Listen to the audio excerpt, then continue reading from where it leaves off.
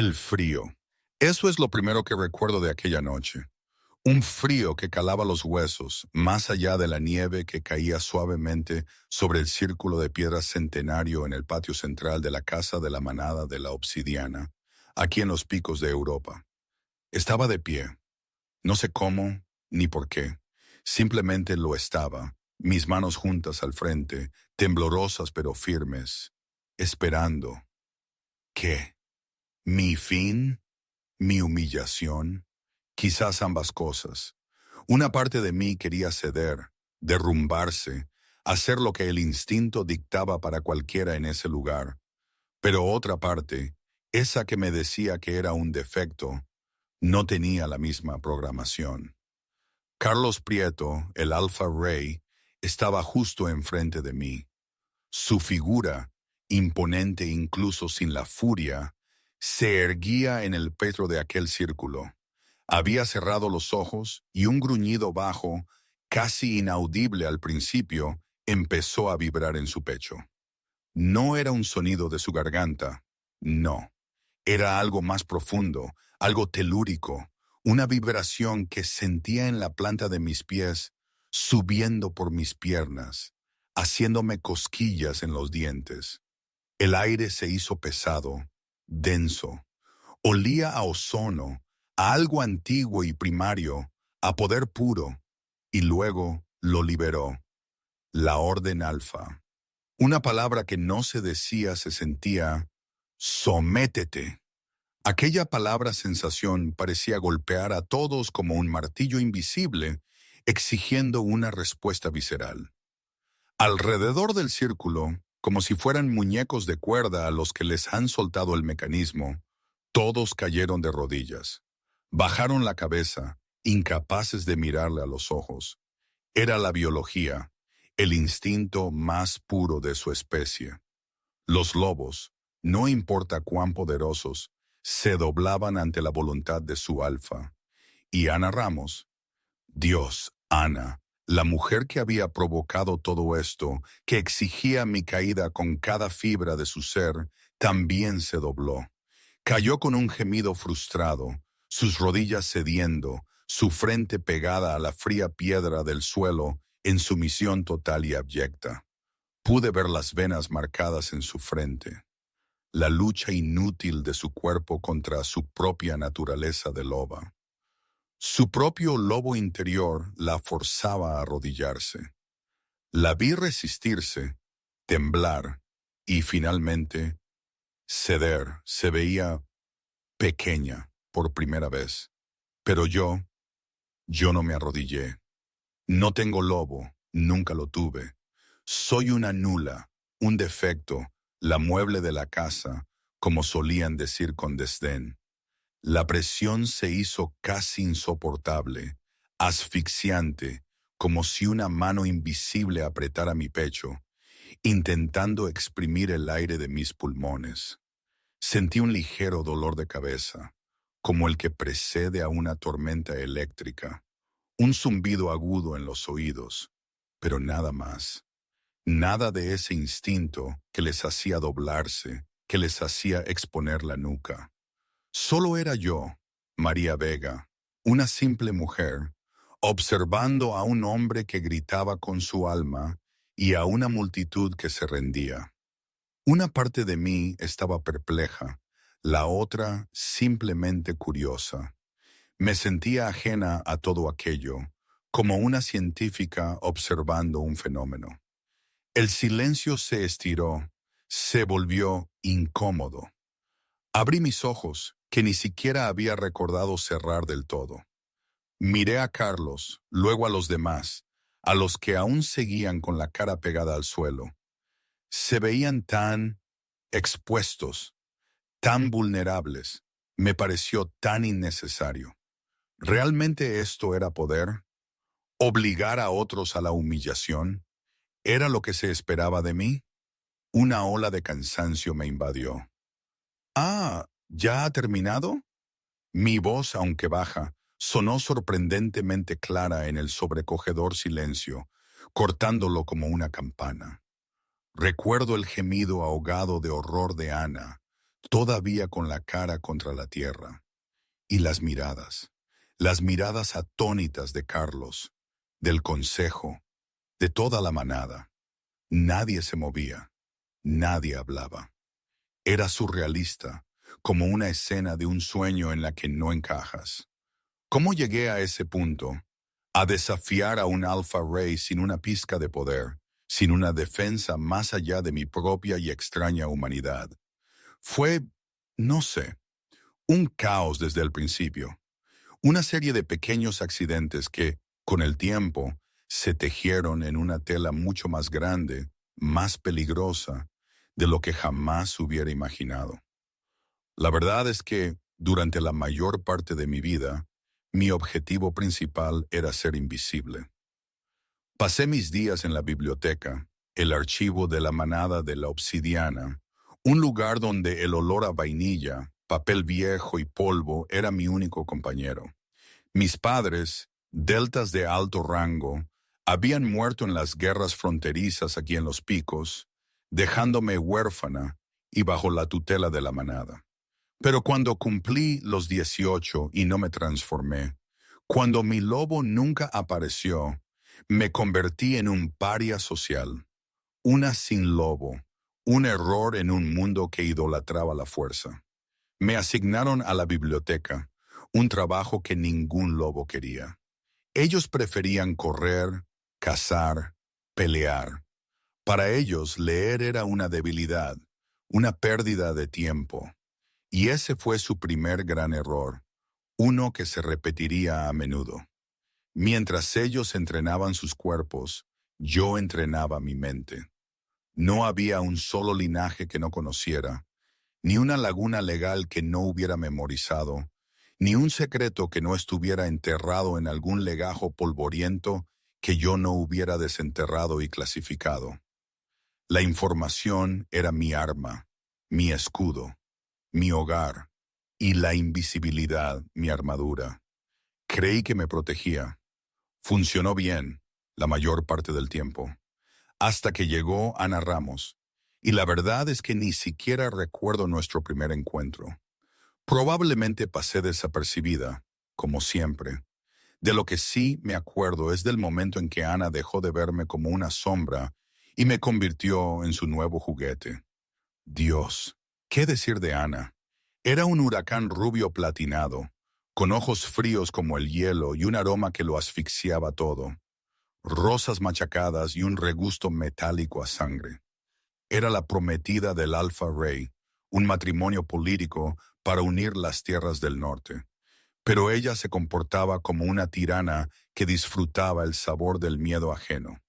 Y la casa de la manada de la Obsidiana, más que un hogar, era un monumento a los instintos depredadores disfrazado de arquitectura moderna, todo vidrio, acero y suelos de mármol que amplificaban cada paso de un depredador que se acercaba, o de una presa que huía. Conocía esos ecos mejor que nadie. Casi predecía las intenciones por el cambio de resonancia. Era una tarde cualquiera, o quizás un martes, no, un miércoles. La verdad es que los días se mezclaban en la biblioteca. Yo estaba cargando una pila pesada de tratados encuadernados en cuero. Mis dedos temblaban ligeramente. No era por el peso, sino por esa súbita caída de presión atmosférica que siempre anunciaba su llegada. El aire de Los Picos era volátil, pero el que rodeaba a Ana lo era aún más. Las enormes puertas dobles del gran salón se abrieron de golpe. Ana no caminaba, acechaba, incluso con sus tacones de 15 centímetros. «¡Incorrecto!», espetó, su voz cortando el aire del salón como un látigo. Dos omegas del personal de servicio, que estaban limpiando el suelo, se estremecieron violentamente. Ana se detuvo frente a un jarrón de lirios. Con un simple movimiento de muñeca, empujó el jarrón. Se hizo añicos contra el mármol, el agua y las flores esparciéndose por el frío suelo. El estruendo me hizo tensar. «Dije orquídeas», susurró, y el silencio que siguió fue sofocante. La tensión en la habitación era palpable, casi dolorosa. ¿Están sordas o simplemente son estúpidas? Disculpe, futura luna, tartamudeó una de las chicas, ya con lágrimas en los ojos. El florista dijo, no me importa lo que haya dicho el florista. Ana se acercó, sus ojos brillando con un dorado lobuno, su animal interior asomando, un peligro latente en su postura. Límpienlo con sus manos. Si veo un solo pétalo cuando regrese, estarán patrullando la frontera desnudas en la nieve. Yo, parada a unos 6 metros cerca de la entrada del archivo, bajé la cabeza. Aquello era el teatro diario. Ana necesitaba el miedo como las flores necesitan la luz del sol. Yo lo había observado cientos de veces. Era su combustible. Y tú. La voz de Ana se giró hacia mí como un rayo. Me quedé inmóvil, intentando no delatar mi presencia aún más. No mires, no engajes con la muda. Se burló, acechando hacia mí como un lobo juega con su presa. El defecto. Levanté los ojos lentamente.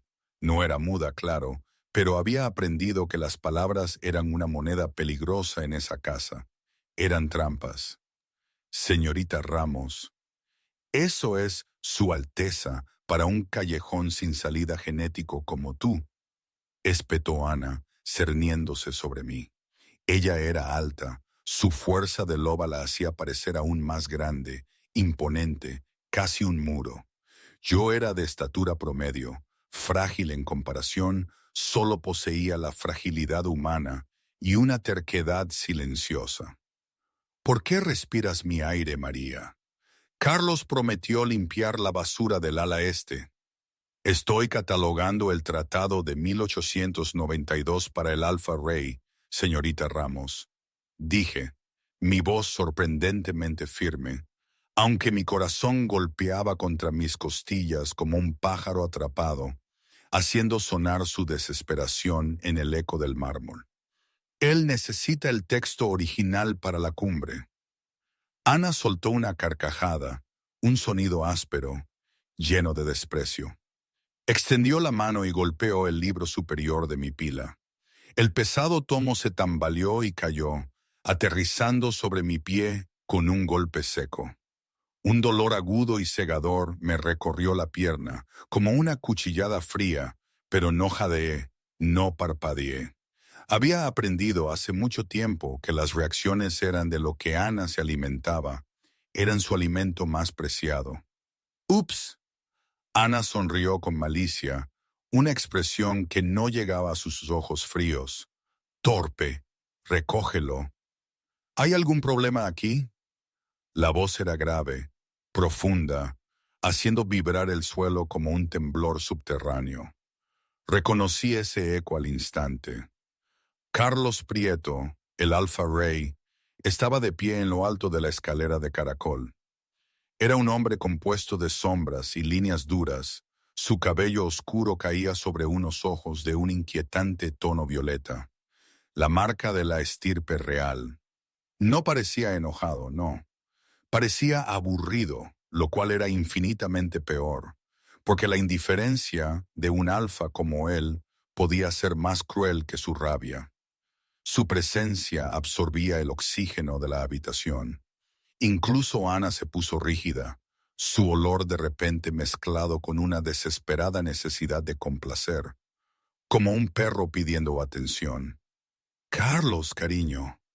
La voz de Ana cambió al instante, empapada en melaza, tan dulzona que me dio náuseas. Solo estaba disciplinando al personal. La nula dejó caer tus preciosos libros. Carlos bajó las escaleras, una mano en el bolsillo. Se movía con una letalidad que hacía que el aire se sintiera pesado, cargado de una expectativa peligrosa. Pasó junto a Ana como si fuera un fantasma, deteniéndose directamente frente a mí. Miró el libro en el suelo. Luego me miró a mí, sus ojos violetas escrutándome, como si intentara leer mi alma. Su mirada era invasiva, despojándome de capas, exponiéndome. Podía escuchar mi corazón latir, oler el pico de adrenalina en mi propio cuerpo, y aún así, mi rostro permanecía como una máscara de educada indiferencia. Era mi defensa. ¿Lo dejaste caer, María?, preguntó Carlos. Su voz era suave, peligrosa, pero contenía un matiz de curiosidad, o quizás un desafío. Hice una pausa. Mentir sería insultar su inteligencia, y no sabía cómo responder a esa clase de inteligencia. Decir la verdad sería iniciar una guerra que no podía ganar. La gravedad es una amante dura, Alfa, respondí con neutralidad, agachándome para recoger el libro, sintiendo como el dolor irradiaba desde mi pie. Debería haberlo sujetado con más firmeza. Carlos me observó, su expresión ilegible. Por un segundo, un destello de algo, diversión, amusement, quizás una pizca de admiración o puro desconcierto, cruzó fugazmente sus ojos. Se volvió hacia Ana. El Tratado de 1892, dijo fríamente, sin un rastro de emoción, delinea las leyes sobre el maltrato de los dependientes de la manada. Quizás deberías leerlo, Ana, antes de que rompas a mi archivista. El rostro de Ana se tiñó de un rojo intenso y feo, la furia pugnando por salir. Solo estaba... La cena es a las 8. Carlos la interrumpió dándonos la espalda. Su voz era firme, final. No llegues tarde. Se alejó, las pesadas puertas de roble de su oficina cerrándose con una finalidad que resonó en el pasillo. Ana se quedó temblorosa, no de miedo, no del todo, sino de rabia humillada. Esa era su esencia. Se volvió hacia mí, sus ojos prometiendo asesinato, y no eran promesas vacías. Disfruta de tus libros de efecto, siseó Ana, con los dientes apretados. Porque una vez que el anillo esté en mi dedo, ni siquiera serás una nota a pie de página en la historia de esta manada. Sus palabras, cargadas de veneno, se me clavaron como agujas. Las palabras de Ana me persiguieron. Tenía razón, en cierto modo. La biblioteca era mi refugio, mi mundo. A veces, cuando no podía dormir por la noche en mi pequeña habitación, recordaba la voz de mi padre. Él siempre decía, no confíes en nadie que suene demasiado bueno para ser verdad. Solía referirse a los vendedores ambulantes del mercado en el pueblo de mi infancia, pero ahora lo entendía de otra manera. El castillo, las promesas de un futuro brillante para la manada, la imagen de Ana, todo sonaba demasiado perfecto, demasiado pulcro. Y la perfección, eso sí que lo sabía, no existe. Era una lección que había aprendido a base de golpes. No existía para mí, no en mi vida, y dudaba que existiera en la de cualquier otra persona. No mucho después de aquel incidente con el jarrón y el libro, vino Elena Gómez, la jefa de limpieza, una mujer amable, con mechones grises en el pelo, una beta con un instinto maternal que a menudo tenía que reprimir para sobrevivir en aquella casa. Se acercó a mi escritorio en la biblioteca, donde yo intentaba borrar las manchas de tinta de un legajo antiguo. Traía un sándwich envuelto en papel de seda. Ella vendrá por ti, María, advirtió, dejándolo caer suavemente. Su voz era baja, cargada de una preocupación genuina. Ana es insegura. Eso la hace peligrosa. Que Carlos la humillara frente a ti. Eso es una sentencia de muerte. Comencé a desenvolver el sándwich. Estaba hambrienta, como casi siempre. El aroma a queso y jamón me pareció un regalo divino. Carlos no lo hizo por mí, Elena. Él odia el desorden. Ana estaba causando un desastre. Yo fui solo daño colateral. Me costaba creer que pudiera importarle tanto a un alfa. Te subestimas, suspiró Elena, su voz bajando a un susurro. La preocupación en sus ojos se intensificó. José Luna dice que el rey te observa.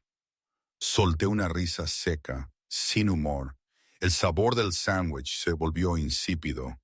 José bebe demasiado brandy. El rey me mira como si fuera una curiosidad científica, un lobo que no se coció del todo bien, una anomalía en su perfecto ecosistema. Quizás, dijo Elena, sus ojos inteligentes fijos en los míos, o quizás está cansado de mujeres que solo lo quieren por la corona. Mira, Ana está planeando algo para la gala de mañana, la gran gala del eclipse lunar. Todos los alfas vecinos estarán allí. Los rumores ya vuelan. Está planeando un desfile de vestidos, supongo. Adiviné, con un escalofrío. Sabía lo que eso implicaba. Más ostentación, más drama, más demostraciones de poder vacías. Ella está planeando una demostración, corrigió Elena con seriedad, su rostro endurecido. Ha estado investigando viejos ritos. Quiere demostrar su dominancia y necesita un chivo expiatorio para hacerlo. Quédate en tu habitación mañana por la noche, María. Por favor. Sus ojos suplicaban, y yo entendía la gravedad de su petición. Miré el sándwich. Mi apetito se había esfumado por completo. No puedo. El rey solicitó la traducción de unas runas nórdicas. Me quiere presente por si el alfa visitante de la manada glaciar tiene preguntas. No había escapatoria. Elena palideció. Entonces, que Dios te ayude. El sonido de su voz me dejó una sensación de frío, más allá del que hacía fuera. Esa misma noche, o quizás fue la noche anterior a la gala, no recuerdo bien, los días se habían convertido en una neblina de estrés y ansiedad. Estaba en la biblioteca, sentada junto a la ventana alta, mirando la luna. Estaba casi llena, una moneda plateada y pesada en el cielo invernal, brillando con una frialdad casi hipnótica. Para los lobos, la luna era una fuente de poder, una energía caótica que les hacía picar la piel y doler los huesos con el anhelo de transformarse. Para mí, era solo una roca hermosa, distante, indiferente. Sentí una corriente de aire frío. Me giré y encontré a Carlos de pie en la puerta. Se movía tan silenciosamente que resultaba antinatural incluso para un alfa. No era un ruido de pasos, sino una interrupción en el silencio, un cambio en la densidad del aire.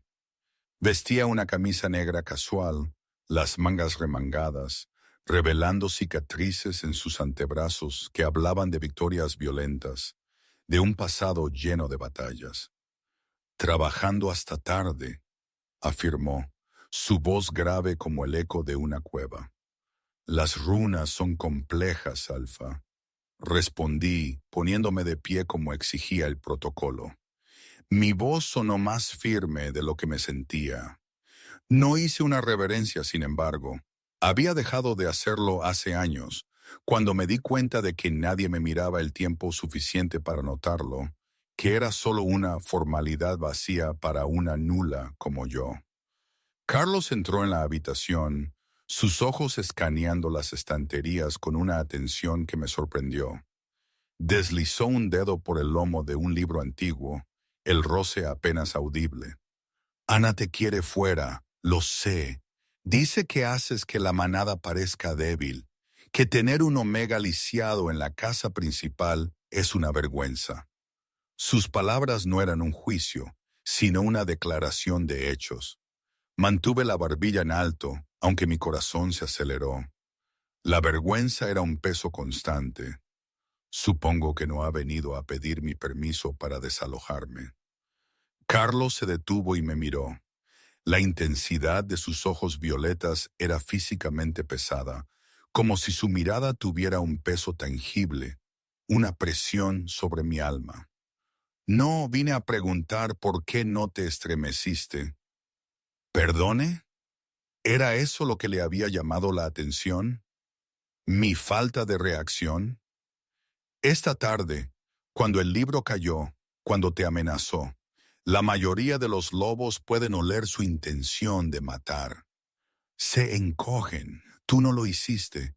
Tu ritmo cardíaco se disparó. Lo sé, pero te mantuviste firme. ¿Por qué? Sus preguntas eran directas, incisivas, buscando algo que no podía nombrar. Consideré mentir, pero estaba cansada, agotada hasta el tuétano de fingir, de ser una sombra. Porque Su Majestad, Ana es una matona con un título. Usa el miedo como un instrumento contundente. Es aburrido. La palabra aburrido salió casi sin pensarlo, una confesión de mi hastío. Las cejas de Carlos se alzaron, una reacción mínima, pero perceptible. ¿Aburrido? Predecible, corregí, buscando la palabra exacta. Ella cree que el poder es ruido. Cree que romper un jarrón la convierte en una reina. El verdadero poder, el verdadero poder es el control. Usted no levantó la voz hoy y silenció la habitación. Ella grita y todos solo desean que se calle. Mi voz, antes temblorosa, ahora era clara, casi audaz. Era la verdad, sin adornos. Carlos me miró fijamente durante un largo momento, tan largo que el silencio entre nosotros se estiró. Se volvió incómodo, cargado de una electricidad extraña. El silencio no estaba vacío, estaba cargado, eléctrico. Y entonces, una sonrisa lenta y oscura se extendió por su rostro. Una sonrisa genuina, una que no llegaba a los tabloides, que parecía nacer de una profunda comprensión. Una sonrisa que me desarmó por completo. «Ten cuidado, María Vega», murmuró, inclinándose lo suficiente como para que yo pudiera oler el aroma a lluvia y pino oscuro de su piel, un olor a bosque salvaje que era a la vez amenazante y extrañamente tranquilizador. Si no tienes cuidado, podría empezar a pensar que eres la persona más peligrosa de esta casa. Se dio la vuelta y se fue, con la misma levedad con la que había llegado. Me desplomé en mi silla, mis piernas de repente temblaban. No era miedo, no exactamente, era la descarga de adrenalina, la extraña intimidad de ese momento, la certeza de que el mueble de la casa acababa de ser vista, reconocida. No lo entendía. ¿Quería decir algo más? ¿Por qué se acercó tanto? Mi mente humana no podía procesar las sutilezas de ese mundo. Había algo más allí, algo que escapaba a mi lógica, algo profundo y resonante. ¿Era solo la adrenalina?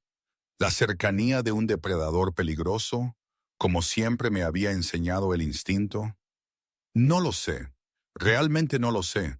Era demasiado ambiguo, demasiado humano en un mundo de bestias. La gran gala del eclipse lunar fue una sobrecarga sensorial. El gran salón de baile en el corazón de la casa estaba cubierto de terciopelo rojo y oro, iluminado por miles de velas flotantes que danzaban en el aire. El aire era denso, mezclado con el aroma de perfumes caros, carnes asadas y las feromonas de 50 alfas poderosos que competían por estatus, sus presencias llenando cada rincón con su necesidad de dominancia. Yo estaba de pie a la sombra de un pilar, vestida con un sencillo vestido negro de cuello alto que yo misma había cosido. Era modesto, diseñado para pasar desapercibido, para ser una extensión de las sombras. Sostenía una tableta, lista para traducir, intentando hacerme lo más pequeña posible, casi fusionarme con la piedra fría. En el centro de la habitación, Ana Ramos celebraba su corte. Llevaba un vestido de seda roja que parecía sangre derramada, cubierto de diamantes, destellando con cada movimiento. Estaba radiante, aterradora y ruidosa. su voz elevándose por encima del murmullo general. Se aferraba al brazo de Carlos, aunque el rey parecía preferir luchar contra un oso con sus propias manos antes que estar allí, su expresión estoica y distante. Señoras y caballeros, la voz de Ana resonó, amplificada por un micrófono, silenciando abruptamente la música. Esta noche celebramos no solo la luna, sino la pureza de nuestros linajes. Un educado murmullo de aplausos, casi por obligación. Mi familia, los Ramos, ha servido a la corona durante 10 generaciones, anunció Ana, sus ojos recorriendo la multitud hasta que se fijaron en mí, en las sombras. Una sonrisa cruel torció sus labios, un preludio de su malicia. Valoramos la fuerza, la perfección, a diferencia de algunos. Chasqueó los dedos con un sonido cortante. 2 guardias se adelantaron, arrastrando un caballete cubierto hacia el centro de la habitación. He encargado un estudio genealógico, declaró Ana, soltando a Carlos para pararse junto al caballete, para probar que mi unión con el rey Carlos está destinada por las estrellas. Pero primero, debemos reconocer la historia que nos une. Arrancó la cubierta del caballete. Era un enorme tapiz de aspecto antiguo, andrajoso y manchado, de un color apagado por el tiempo. «Esto», Ana rugió, «es el tapiz perdido del rey Valerio. Mi padre gastó una fortuna recuperándolo de las ruinas de Tarragona. Representa al primer guerrero Ramos defendiendo al primer alfa rey de una horda de demonios. Es una prueba de la lealtad eterna de mi familia». La multitud jadeó, un susurro colectivo de asombro. Aquello era un artefacto legendario, considerado perdido durante siglos. Incluso Carlos parecía intrigado, dando un paso adelante, sus ojos violetas fijos en el tapiz. «Traigan a la archivista», ordenó Ana, señalándome con un dedo engalanado, su voz llena de malicia triunfante. «Dejen que la chica sin lobo lo verifique, que lea la escritura antigua y les cuente toda la gloria de mi familia, a menos que sea demasiado estúpida para leer el Alto Laikan». La multitud se abrió como un mar que se aparta. Cientos de ojos se fijaron en mí, la pequeña figura de gris. Era una trampa, evidente, casi descarada. Si lo confirmaba, alimentaba el ego de Ana hasta la estratosfera. Si no podía leerlo, sería ridiculizada y probablemente despedida por incompetencia. Pero, ¿y si descubría la verdad? El pensamiento me dio una punzada de pavor y de una extraña emoción. Avancé. El suelo de mármol se sentía frío a través de mis delgadas suelas, cada paso una decisión. Me detuve ante el tapiz. Podía sentir la arrogante radiación de Ana, el calor de su anticipación, casi una vibración en el aire. Me ajusté las gafas, miré el tapiz, me acerqué aún más. Entrecerré los ojos ante el tejido, el tinte y los símbolos. La habitación estaba en silencio absoluto, expectante. «Bueno», urgió Ana, su voz impaciente. «Lee la inscripción. Defecto. Diles quién es el héroe». Me giré para enfrentar al rey, ignorando por completo a Ana. Mi decisión estaba tomada. «Su Majestad», dije, mi voz clara, proyectándose sin micrófono, llenando el salón. «¿Desea la traducción académica o la poética?» «La verdad, María», dijo Carlos, sus ojos fijos en los míos, una mirada de intensa expectación. «Muy bien», hice un gesto hacia el tapiz, mis dedos trazando el aire. «Esto es, en efecto, un hallazgo raro. Es un tapiz de la región sur, datado hace aproximadamente 300 años. Ve, 300 años de gloria», se jactó Ana interrumpiéndome, incapaz de contener su triunfo. Sin embargo, continué, mi voz cortando la celebración de Ana como un escalpelo. No es el tapiz del rey Valerio.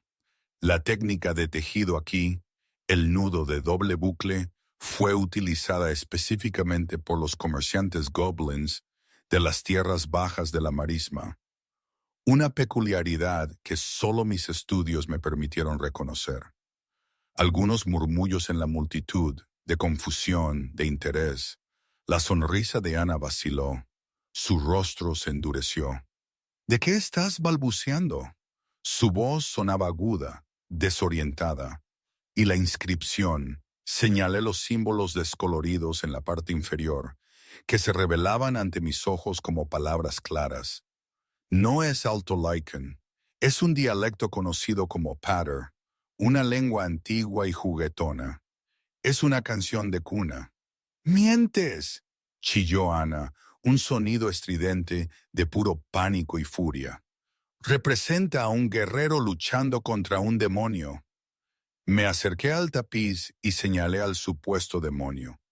Esta figura de aquí sostiene un cucharón y el guerrero sostiene una salchicha. Mírenlo. Alguien en la parte de atrás soltó un bufido. La vergüenza de Ana, ahora una obra de arte pública. La inscripción dice, aclaré mi garganta y traduje con fluidez, cada palabra resonando en el silencio atónito. Aquí yace Colmillos, el perro más valiente, que robó el jamón más fino del carnicero y corrió hasta el río. Silencio. Un silencio absoluto, aturdido, tan denso que casi se podía tocar. La incredulidad se pintaba en cada rostro. Entonces, José Luna soltó una fuerte y ebria carcajada. Fue como una fisura en una presa. Rompió el dique, una ola de risa se extendió por la habitación. Los alfas aterradores, las damas de alta sociedad, todos comenzaron a reír, conteniéndose al principio, luego descontrolados. La imagen de la feroz Ana Ramos jactándose de un tapiz dedicado a un perro ladrón de salchichas llamado Colmillos era demasiado absurda. Ana se quedó congelada, su rostro tornándose de un tono púrpura que chocaba horriblemente con su vestido rojo. Tú, ratita mentirosa, te arrancaré la lengua. Sus palabras eran puras vibraciones de rabia. Puedo proporcionar un análisis de datación por carbono y un desglose lingüístico para mañana por la mañana. Dije con calma, aunque mis rodillas temblaban bajo el peso de la audacia. Pero el tejido no miente, señorita Ramos.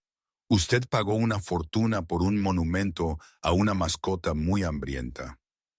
Ana gritó, un sonido animal y primario de rabia, una furia descontrolada que llenó el salón. Levantó la mano, sus garras extendidas, afiladas, apuntando a golpearme en la cara. No me moví. ¿Qué sentido tenía? No podía escapar de un lobo, no con esa velocidad. Me preparé para el impacto. Cerré los ojos por un instante, pero nunca llegó. Una mano atrapó la muñeca de Ana en el aire, con la fuerza de una prensa hidráulica, deteniendo su ataque a milímetros de mi rostro.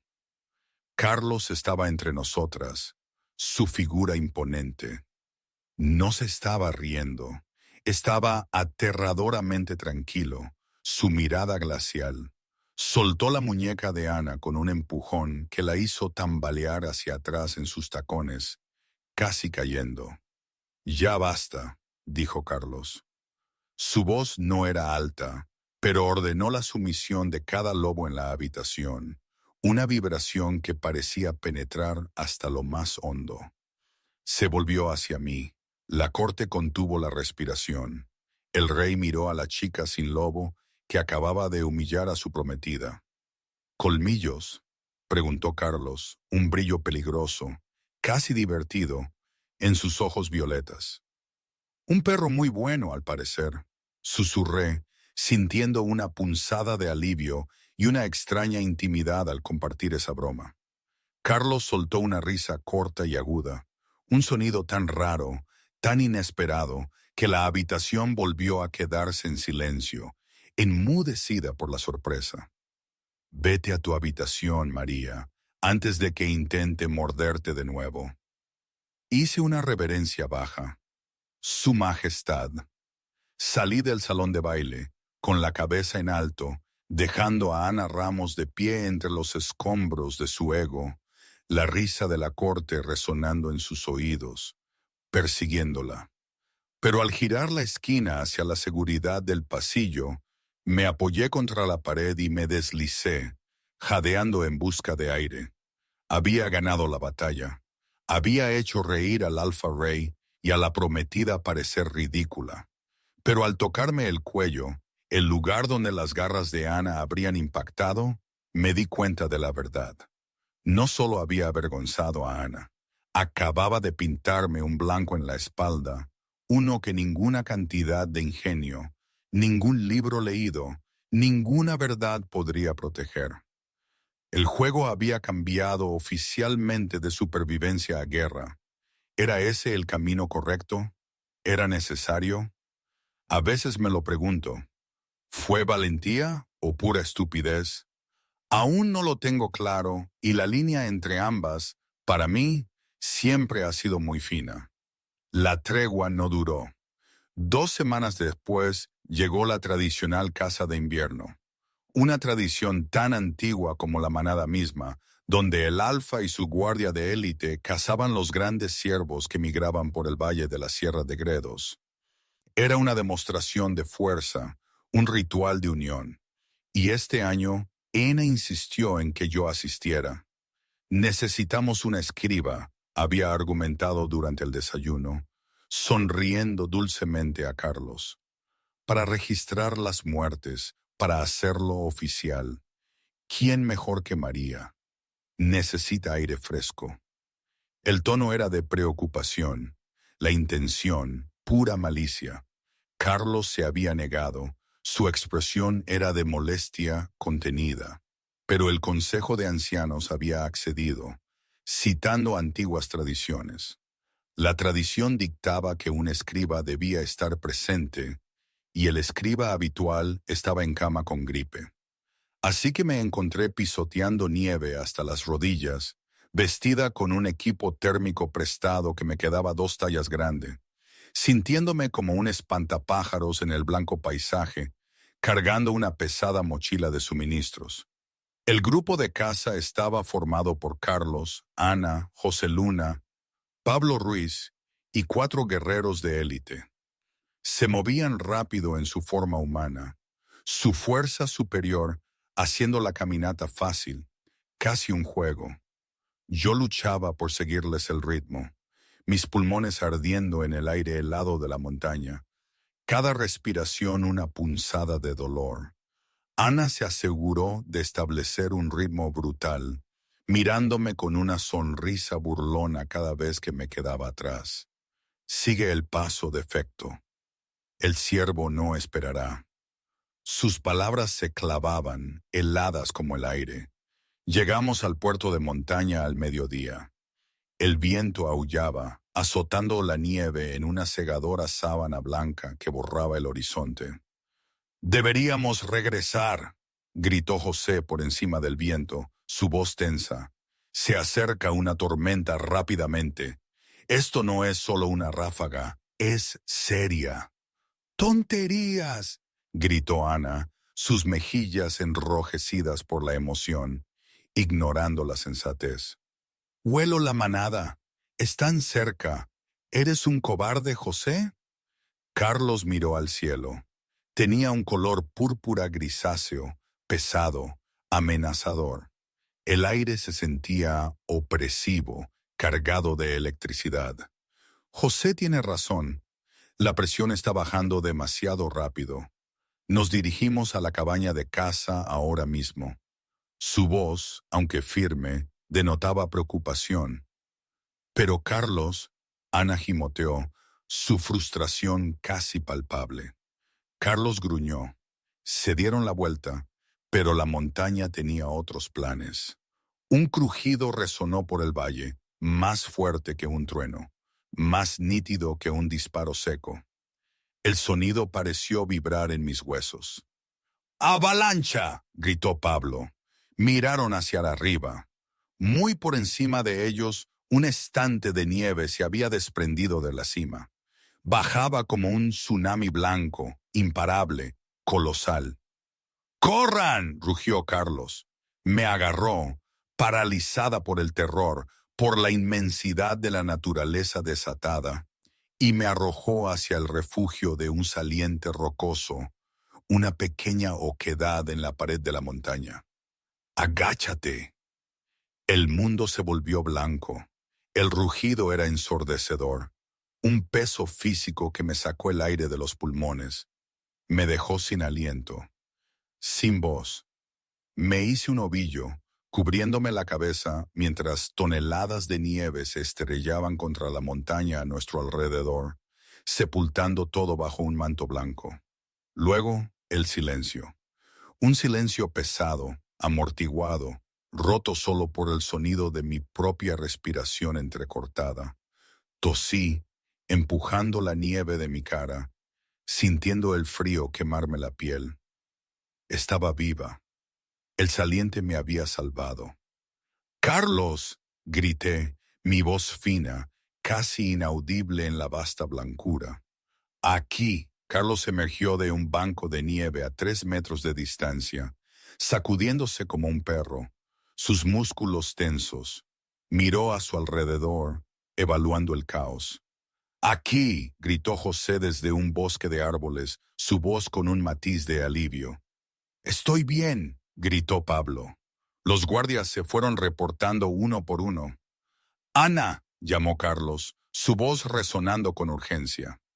Silencio, solo el leve silbido del viento.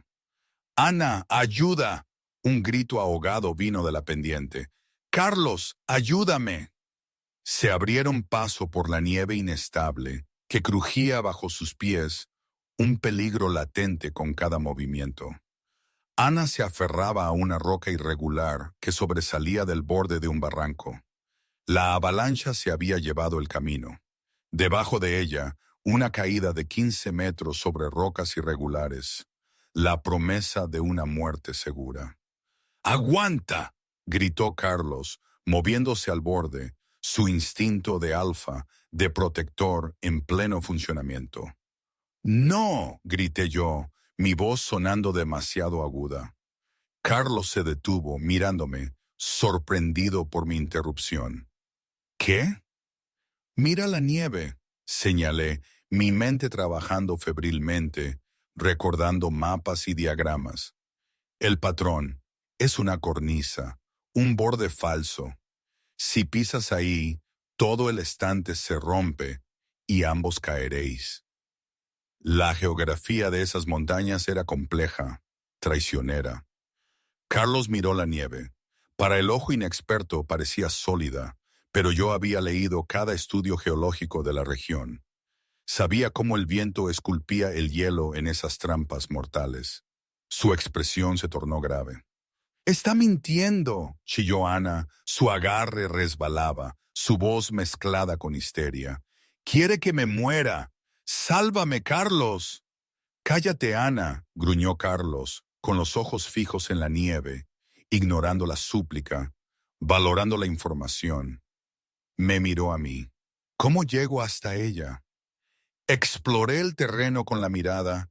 Mi mente corrió, extrayendo diagramas de distribución de peso y palanca que había leído en un manual de supervivencia años atrás, olvidado en algún estante. «No puedes ir a por ella», dije, dando un paso adelante. «Eres demasiado pesado, tu masa muscular. Romperás la corteza». «¿Entonces, la vemos caer?», preguntó José, horrorizado, su voz un susurro de incredulidad. «No». Me quité la mochila pesada. Me quité el abrigo grueso. Me estremecí al instante. El frío me caló hasta los huesos, pero me sentí más ligera, más capaz, más yo misma. «Yo iré».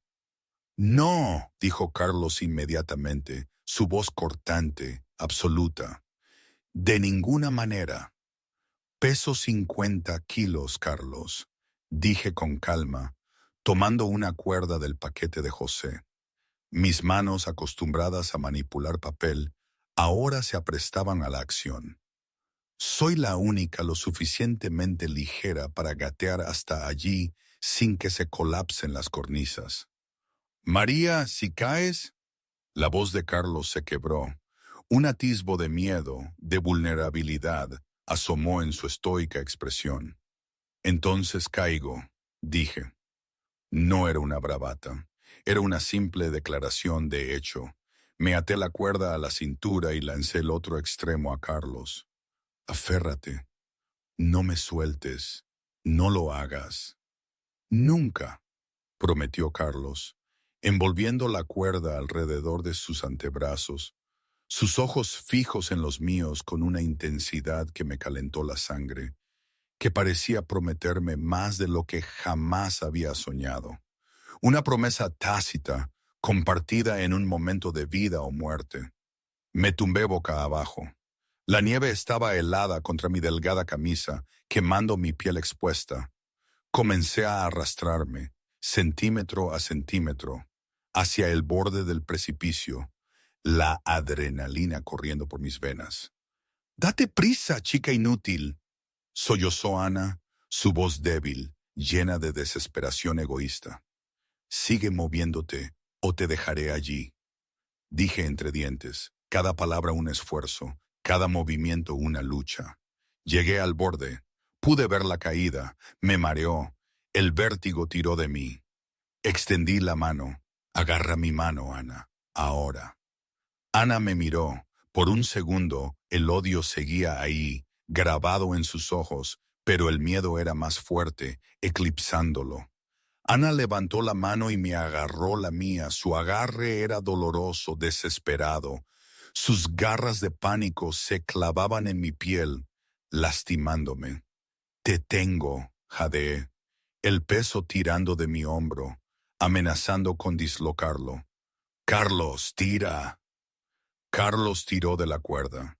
Caminó hacia atrás, sus botas cavando surcos profundos en la nieve, sus músculos tensos, tirando de ambas mujeres lejos del abismo, de la muerte segura. Nos deslizamos de vuelta a tierra firme. Ana se desplomó, jadeando y sollozando, el shock y el terror reflejados en su rostro. Yo yacía de espaldas, mirando el cielo gris. Mi brazo palpitaba donde Ana me había arañado.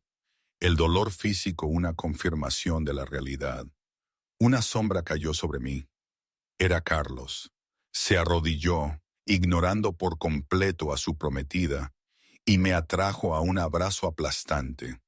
Hundió su rostro en mi cuello, respirando mi aroma, ese que Ana decía que era insípido, vacío.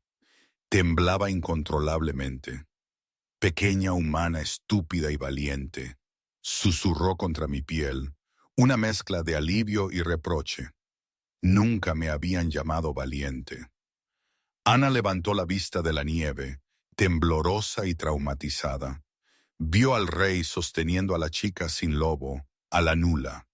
Vio la forma en que la mano de Carlos acunaba la parte posterior de mi cabeza, protectora y posesiva, como si fuera lo más preciado.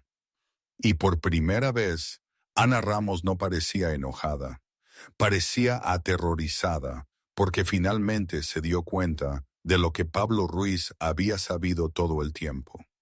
La mueble se había movido y acababa de tomar el centro de la habitación. Y quizás algo más valioso que el centro de la habitación. Después de todo el caos de la avalancha y el rescate, mientras me recuperaba en la enfermería de la casa, Elena, la jefa de limpieza, vino a verme. Traía una compresa fría para mi hombro magullado y una mirada de preocupación y rabia contenida en sus ojos. Ella fue quien me contó lo de los archivos, no con las palabras crudas y llenas de rabia que yo hubiera usado, sino con una tristeza que hablaba de lo que significaban esos libros para ambas. Su voz era un lamento silencioso. «Fue una catástrofe, María», dijo Elena, sus ojos bajos, casi avergonzados por lo que había permitido suceder. Ana dijo que era moho, no, pero no había moho, era tinta, María. Todo destrozado, tus libros, los tratados, ella lo hizo. Justo después de la gala, mientras tú aún estabas allí, enfrentándola. Escucharla describirlo era casi peor que verlo. Era la voz de la impotencia, de la injusticia. Ella me habló de los anaqueles volcados, de las páginas arrancadas como plumas de un pájaro. Recuerdo cómo le temblaba la voz al mencionar el tratado de 1892, ese mismo libro que Carlos me había pedido, empapado en un charco de lodo negro, arruinado sin reparación. Para Elena la biblioteca era un lugar de paz, de orden, como la mía. Ella entendía que no eran solo libros, era la memoria de la manada, nuestra historia, borrada por la rabieta de Ana. Su tristeza era la mía, multiplicada, el peso de una comunidad aplastada por la malicia. La casa de la manada de la obsidiana, tras la avalancha y la devastación en los archivos, se sumió en un silencio inquietante. La calma antes de la tormenta, o quizás el hálito contenido de una bestia. Me levanté con un dolor de cabeza pulsante, la adrenalina de la noche anterior convertida en un nudo frío de pavor en mi estómago. Me vestí con mi uniforme gris, color de sombras, de polvo, de nada. Necesitaba ir a los archivos, la biblioteca era mi santuario, mi refugio, el único lugar donde la jerarquía de dientes y garras no aplicaba. Pero cuando abrí las pesadas puertas de roble, el olor me golpeó primero. No era el reconfortante aroma a vainilla y pergamino viejo que había sido mi hogar olfativo durante años. Era el olor a humedad, a vinagre y algo agudo como amoníaco, un olor a destrucción y traición. Me detuve en la puerta, la mano en la boca para ahogar un jadeo que me habría traicionado. Los archivos habían sido diezmados, las largas mesas de caoba estaban volcadas, como si un gigante las hubiera pateado. El suelo era un mar de papel roto, páginas arrancadas de sus lomos como plumas de un pájaro agonizante. Caminé lentamente hacia la sala, mis botas crujiendo sobre los cristales de una vitrina destrozada. Recogí un puñado de pulpa negra y húmeda que solía ser un registro censal de la Primera Guerra. Sentí un dolor físico en el pecho, una pena tan aguda que casi me hizo caer de rodillas. No eran solo libros, eran la memoria de la manada, su historia, su identidad, y Ana los había borrado por una broma sobre un perro, por celos, por un ego herido. No limpiaste, dije, mi voz temblaba con una rabia contenida que me quemaba la garganta. Asesinaste. Ana bajó la escalera de caracol, la seda de su bata susurrando contra el metal, un sonido suave, casi inaudible, pero siniestro. No seas dramática, defecto. Son solo papeles, basura vieja y polvorienta, igual que tú. Se detuvo a centímetros de mí, su perfume a rosas y sangre arañando el aire estancado, sofocándome. Creíste que fuiste inteligente anoche, María. Siseó, sus ojos destellando ese peligroso dorado lobuno, una promesa de violencia. Creíste que podías hacer que la manada se riera de mí. Pero olvidaste algo, María. Los lobos tienen memoria corta para las bromas, pero recuerdan el poder. Yo tengo poder. Tú no tienes nada. Ana pateó un libro empapado hacia mí con una fuerza innecesaria. Limpia esto. Si no está impecable para el mediodía, le diré a Carlos que tuviste un ataque y destruiste su propiedad. ¿A quién crees que creerá? ¿A su futura esposa o a la chica sin lobo inestable? Ana se dio la vuelta y se alejó con un paso cadencioso, riendo suavemente, su risa resonando en el desastre. Yo me quedé sola entre los escombros. La necesidad de gritar me arañaba la garganta, me desgarraba por dentro. Era injusto, era cruel, era exactamente lo que esperaba de ella. No grité, no lloré, en cambio respiré hondo, me recogí el pelo con las manos temblorosas y me arrodillé en el suelo, el frío y la humedad calándome. Comencé a recoger los pedazos, cada uno un fragmento de mi historia personal y la de la manada. 2 horas después, las puertas se abrieron de nuevo. No levanté la vista, asumiendo que era Ana que regresaba para regodearse. Déjame en paz, dije, restregando una mancha de tinta en las tablas del suelo hasta que mis nudillos estaban en carne viva. El dolor una distracción bienvenida. No sabía que te estaba molestando. Me quedé helada. Conocía esa voz. Era el grave retumbar de una tormenta atrapada en un pecho humano, una voz que podía cambiar el rumbo del aire. Levanté la vista. Carlos Prieto estaba de pie en la puerta. Iba vestido para una reunión, un traje de carbón que hacía que sus hombros parecieran imposiblemente anchos, pero su corbata estaba desatada y su expresión era atronadora. Miró las mesas volcadas, miró los libros arruinados, me miró a mí de rodillas, con las manos manchadas de tinta negra, la cara pálida y sudorosa, su mirada un examen profundo. Carlos entró en la habitación. La temperatura del aire pareció bajar 10 grados, una onda de frío irradiando de él. ¿Quién hizo esto? Su voz era baja, controlada, pero con una furia implícita que hacía temblar el suelo. Me puse de pie, limpiándome las manos en mi delantal. Hubo una infestación de moho, aparentemente. Mi voz sonaba hueca, vacía. Carlos se acercó al arruinado tratado de 1892. Lo levantó con 2 dedos, el lodo negro goteando sobre el mármol impoluto. Lo olió. Tinta y solvente, dijo en voz baja. Difícilmente un fungicida. Soltó el libro, dejándolo caer con un sonido húmedo y trágico. Ana. No fue una pregunta. Dijo que estaba ayudando, dije. Mi voz carecía de emoción. Estaba demasiado cansada para jugar, para defenderme. Dijo que si no estaba limpio para el mediodía, le diría que yo lo hice. Carlos me miró. Por primera vez vi algo romperse en su máscara estoica. No era solo ira, era agotamiento, un cansancio profundo y ancestral.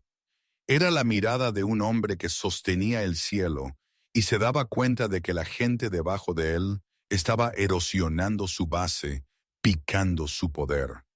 «Déjalo», ordenó Carlos. «No puedo. Si no lo hago...» «Dije que lo dejes». La voz de Carlos retumbó, haciendo vibrar las ventanas, el suelo, mis huesos. Me estremecí, mis músculos se tensaron. Carlos cerró los ojos y se pellizcó el puente de la nariz, un gesto de frustración que nunca le había visto. «Lo siento, no te estoy gritando a ti». Abrió los ojos y los iris violetas se arremolinaban con agitación, con una tormenta contenida.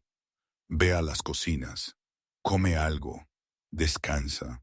No toques ni un solo trozo más de este desastre». «Pero la historia», susurré, mi mirada fija en el caos, en la pérdida irreparable. «La historia se ha ido, María», dijo Carlos, su voz bajando a un susurro peligroso, gélido. «Pero el futuro se me está volviendo muy claro». Se dio la vuelta y salió, no hacia su oficina, sino hacia el ala donde estaba la suite de Ana. Al pasar el umbral, lo vi destensar la mano. El marco de mármol de la puerta donde había estado apoyando la palma estaba agrietado. Una telaraña de fracturas que irradiaba desde donde habían estado sus dedos. El silencio que dejó era más ensordecedor que cualquier grito. Pasaron 3 días. Los archivos permanecieron cerrados con llave, custodiados. Los rumores volaban por la casa de la manada como cuervos, negros y ominosos. Algunos decían que el rey había gritado tan fuerte que los cristales de la habitación de Ana se hicieron añicos, que había desatado su furia por la destrucción. Otros decían que Ana había llorado y afirmado que yo la había atacado, que había sido una bruja. Yo me quedé en mi pequeña habitación en los aposentos del servicio, cosiendo lino. Estaba en el exilio, esperando que cayera el hacha. La espera era una tortura lenta, cada minuto un peso. La cuarta noche, alguien llamó a mi puerta. No era el golpe fuerte y autoritario de un guardia. Era un golpe rítmico, familiar. 3 golpes, una pausa, un golpe. Reconocí el patrón. Abrí la puerta.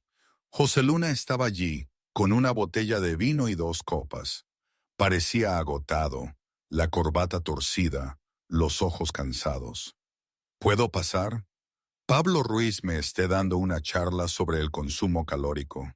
Y si escucho la palabra metabolismo una vez más, lo morderé. Lo juro, María. Retrocedí, haciéndole espacio. José, ¿qué haces aquí? Escondiéndome, dijo José abriéndose paso y sentándose en mi estrecha cama, la botella de vino entre las rodillas, y entregando un mensaje, aunque el mensaje es más que nada una excusa para esconderme. Soltó una risa seca.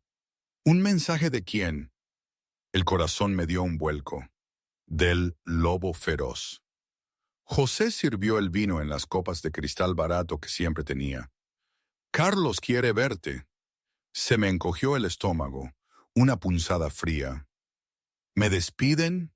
José se rió, entregándome una copa. Despedida. Cariño, después de lo que le hiciste a los archivos, de cómo le dejaste las cosas claras, es más probable que te dé una medalla. Sabe que no fuiste tú. Tiene ojos, a pesar de lo que Ana piensa, y sabe cómo se mueven las cosas. Entonces, ¿por qué quiere verme? La confusión era un velo sobre mi mente. Porque está aburrido, dijo José, su rostro poniéndose serio, el alcohol en su voz un poco menos marcado. Y porque está solo. Ser rey es solitario, María. Todos quieren algo. Poder, protección, estatus. Tú solo quieres leer tus libros. Eres la única persona en este castillo que no lo mira como si fuera un boleto de comida, un medio para un fin. No le pones demandas vacías. José terminó su vino de un trago y se levantó. Ve al balcón coge una chaqueta. Hace frío y los alfas tienden a olvidar que los humanos sí sienten las temperaturas.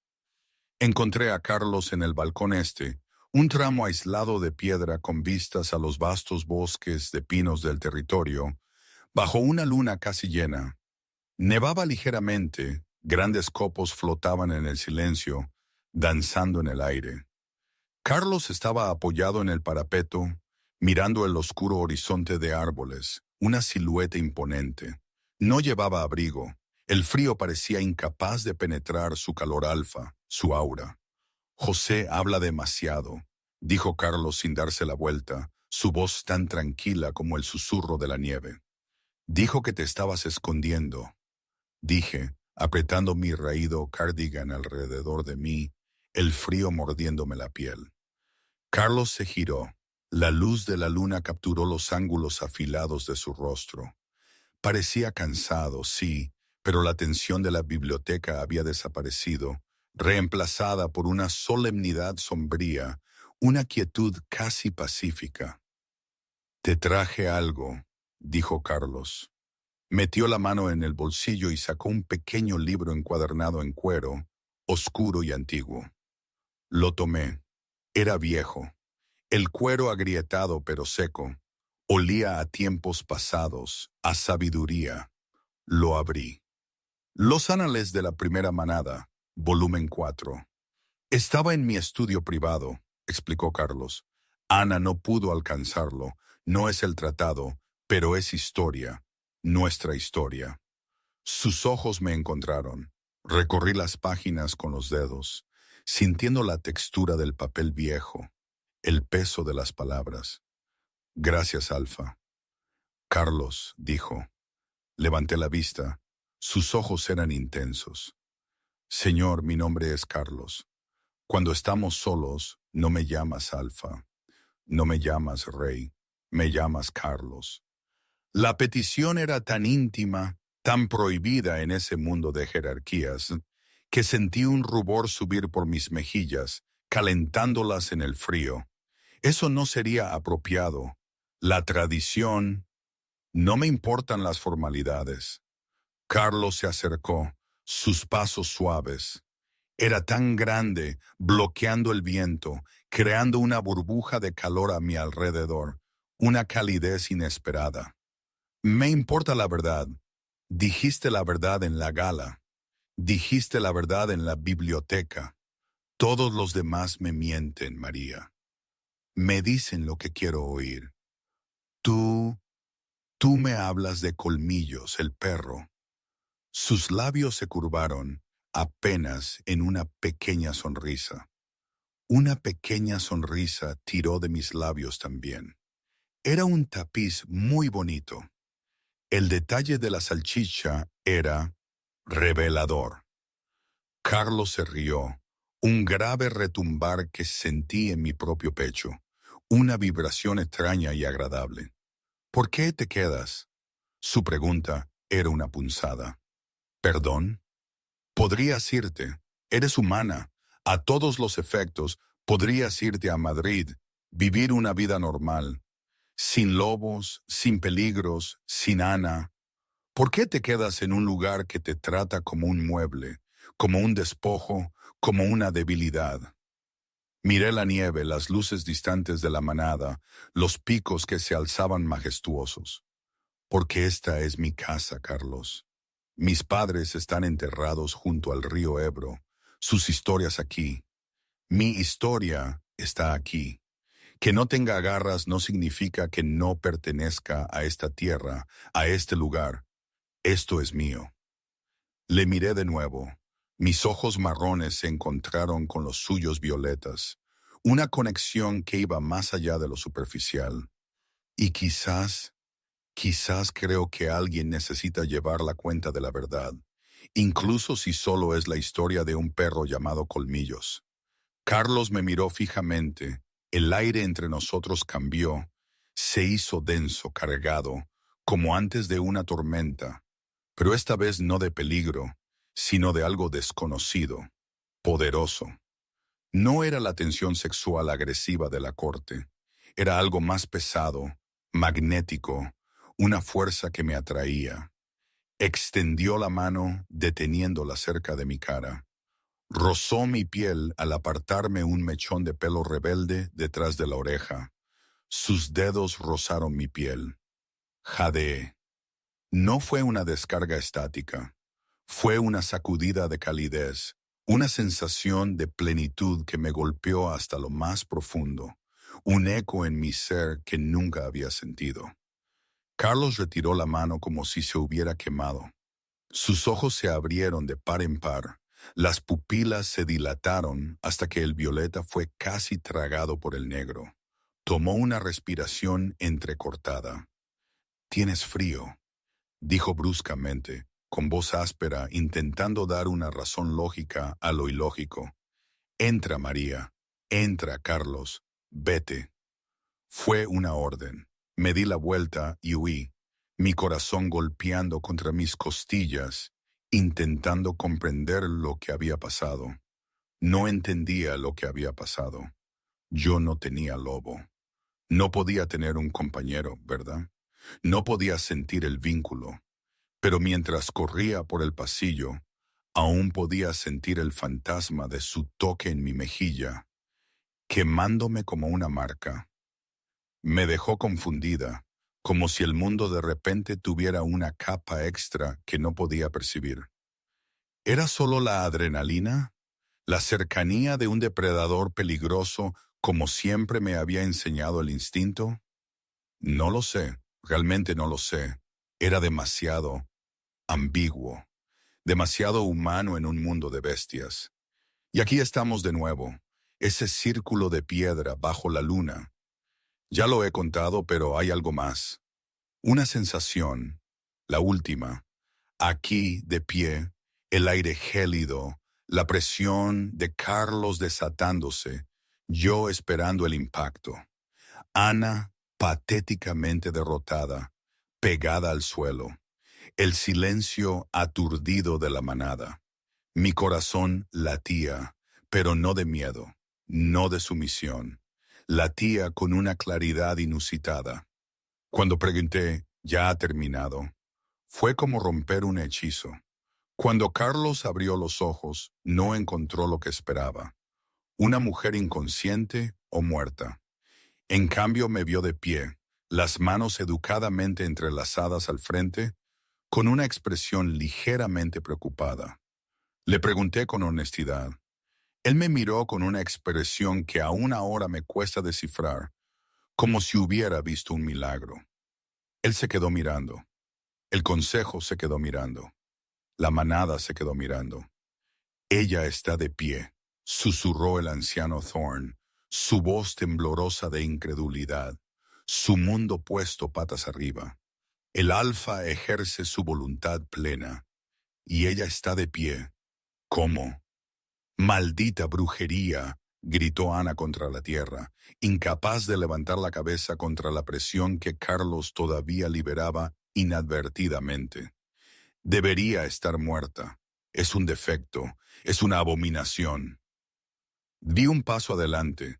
La presión que inmovilizaba a Ana al suelo me envolvió como agua inofensiva, una brisa suave. Caminé directamente hacia Carlos, quien me miraba como si yo fuera una deidad, un ser de otro mundo. «Puedes parar ahora, Carlos», dije suavemente, extendiendo la mano y tocando su brazo, un gesto simple, pero cargado de significado. Todo el mundo está mirando al suelo. Es bastante vergonzoso para ellos. Carlos cortó el flujo de poder al instante. La multitud jadeó, el aire volvió a sus pulmones en una oleada, como si despertaran de un trance. Ana se levantó, su cara cubierta de polvo, su cabello un desastre, la imagen de la derrota. «¡Brujería!», chilló Ana, señalándome. «No tiene alma, por eso no se inclina, es un monstruo». «No», dijo Carlos. Su voz era tranquila, pero llevaba un nuevo peso, una realización que cambió el mundo. Su voz era un eco de su autoridad y de una verdad recién descubierta. «Ella no se inclinó porque no es mi súbdita, Ana». Se volvió hacia la multitud, agarrando mi mano y alzándola. Un gesto que me hizo temblar. «Un lobo elige a un compañero que se somete», declaró Carlos, su voz resonando en las paredes de piedra, llenando el aire de una nueva ley. «Pero un rey necesita una pareja que pueda mantenerse en pie cuando el mundo obliga a todos los demás a arrodillarse. Un rey necesita un igual». Me miró, una sonrisa rompiendo su máscara estoica, iluminando sus ojos violetas. «La maldición de los sin lobo es que son los únicos lo suficientemente libres como para amar de verdad a un alfa sin miedo». Sus palabras eran un bálsamo y una bomba al mismo tiempo. Ana se quedó sola, polvorienta y derrotada. La manada miró de su poderoso y aterrador rey a la pequeña mujer de gris que había caminado a través de un huracán sin despeinarse, que había permanecido en pie. Y entonces José Luna empezó a aplaudir. Luego Pablo, luego Elena, luego los guardias. El sonido se hinchó, un trueno de aplausos que ahogó las protestas desesperadas de Ana. No eran aplausos de miedo. Eran aplausos de respeto, de reconocimiento, de una aceptación extraña y poderosa. Ana Ramos miró a su alrededor. Se dio cuenta de que el juego había terminado y por primera vez en su vida corrió. Huyó del círculo, desapareciendo entre las sombras, una nota a pie de página en la historia que tanto había intentado reescribir y controlar. La boda del rey Carlos y María Vega. Bueno, fue una boda.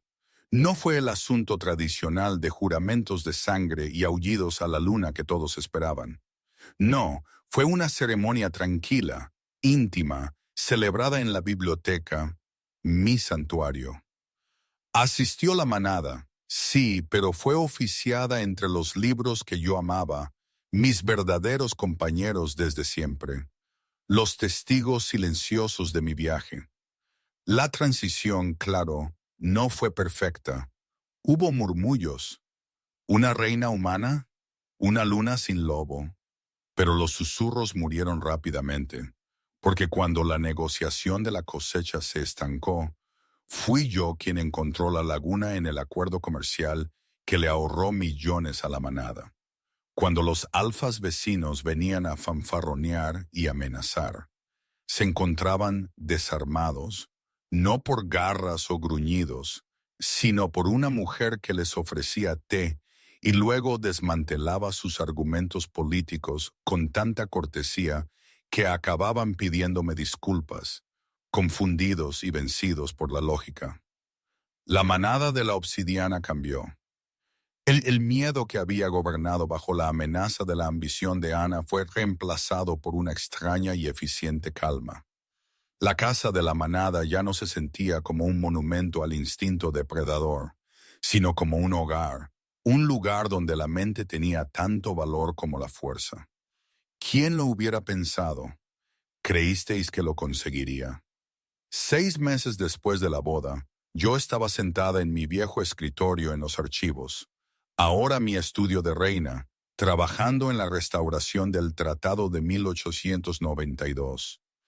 Era un proyecto largo, meticuloso pero gratificante, casi terapéutico. Reconstruir las páginas era reconstruir algo más. Trabajas demasiado, dijo Carlos, apoyado en el marco de la puerta. Se veía diferente estos días, más ligero. El ceño fruncido perpetuo había desaparecido, reemplazado por una satisfacción que suavizaba las duras líneas de su rostro. Me miraba y se veía feliz. Casi termino, sonreí, dejando la pluma. Y encontré algo interesante. ¿Ah, sí? Carlos se acercó, envolviendo mis hombros con sus brazos por detrás, hundiendo su rostro en mi cuello, respirando mi aroma, el que él decía que le recordaba a la tierra y a la verdad. Me gustaba cuando hacía eso.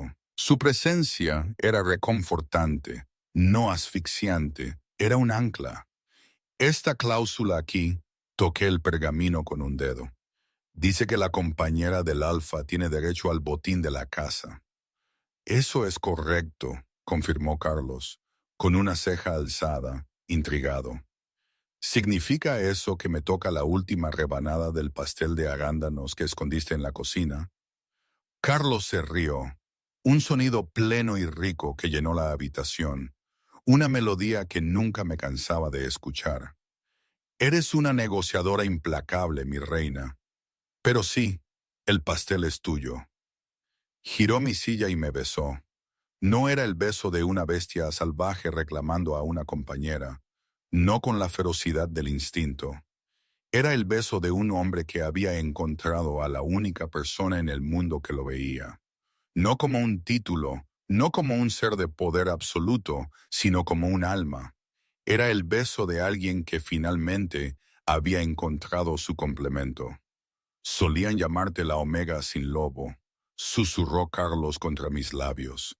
Sus palabras un suspiro, un secreto compartido. Si tan solo supieran. ¿Supieran qué? Que tienes el corazón de una leona. Sonreí atrayéndolo más cerca. No leonas, Carlos, solo una bibliotecaria muy bien leída que se negó a tenerle miedo al lobo feroz. Y quizás, en ese rechazo al miedo, residía todo mi poder. Fuera de la ventana, la luna brillaba sobre las tierras de la manada, plateada, brillante e imparcial.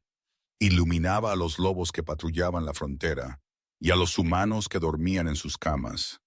Iluminaba un reino que finalmente había aprendido que el poder no se trataba de cuán fuerte podías rugir, sino de cuán firmemente podías mantener tu posición cuando caía el silencio.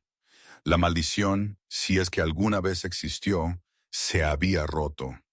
El mueble no solo se había movido, sino que había reconstruido la casa. Y la chica sin lobo, ella reinaba, no por la fuerza, sino por el poder innegable, casi aterrador, de ser exactamente quien era en un mundo que constantemente nos dice que debemos ser ruidosos para ser escuchados y agresivos para ser fuertes. ¿Y hoy qué? Pues no lo sé. Hay días en que la luz es clara, el camino visible, y pienso que fue lo mejor que me pudo pasar.